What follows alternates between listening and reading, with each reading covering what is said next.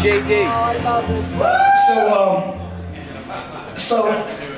So I know you're sitting there asking yourself, you're in a really good band. Why the fuck did you make a solo record now? It's funny you should mention, funny you should ask me that.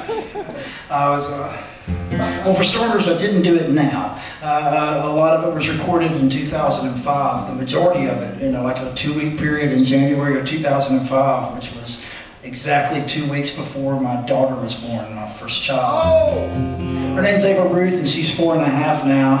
Such is the music business and the way them little babies grow. And we got another baby coming in September, and I promise that's the last one.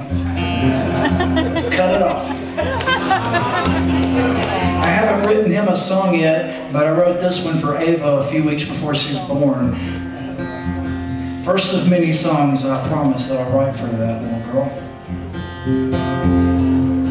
So I found this cassette tape I'd made in 1994 when I first moved to Athens, Georgia, and I didn't know anybody in town. I didn't have a band. I wasn't even speaking with Cooley. We were kind of in outs, and I was new in town, and I had no money whatsoever, but I was really optimistic because I'd moved to this really cool town, and there were all these bands there, and a great nightlife and club scene, and so I basically worked my shit job and went and wrote songs and played guitar all day, and then I went out club crawling until I staggered home and wrote more. That's pretty much was my life then, and I wrote a fuckload of songs, and I made a cassette tape of the best ones of them, and I called it Murdering Oscar and Other Love Songs.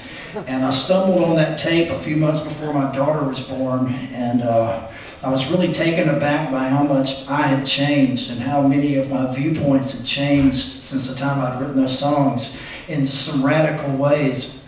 And yet, I really felt a closeness and kinship to those songs and felt a burning desire to do something with them. And the band had some downtime coming up, and I was about to have a baby, and I thought, I'll make a record with just a bunch of my friends of these songs.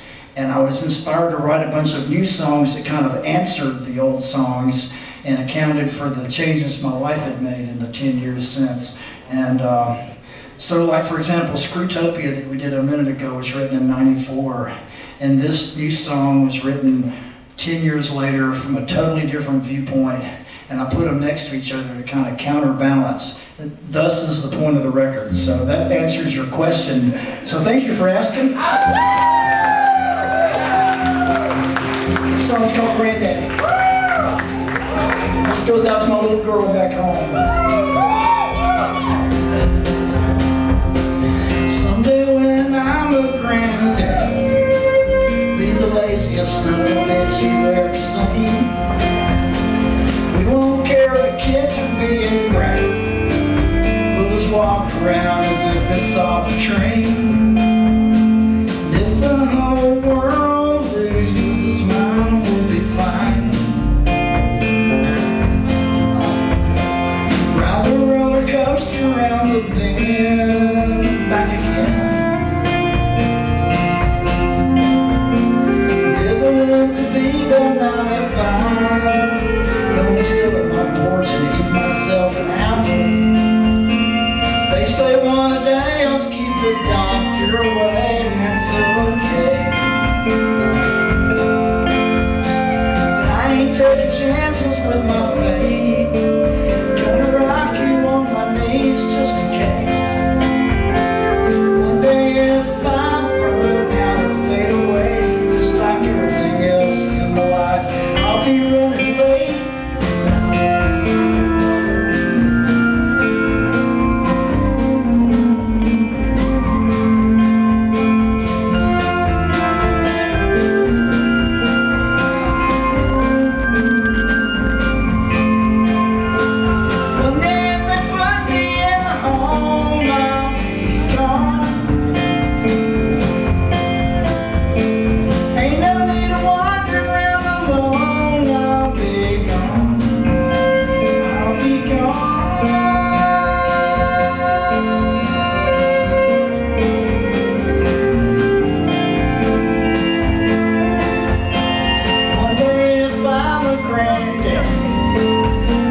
sweet as pumpkin pie, wait and see. We'll hot chocolate candy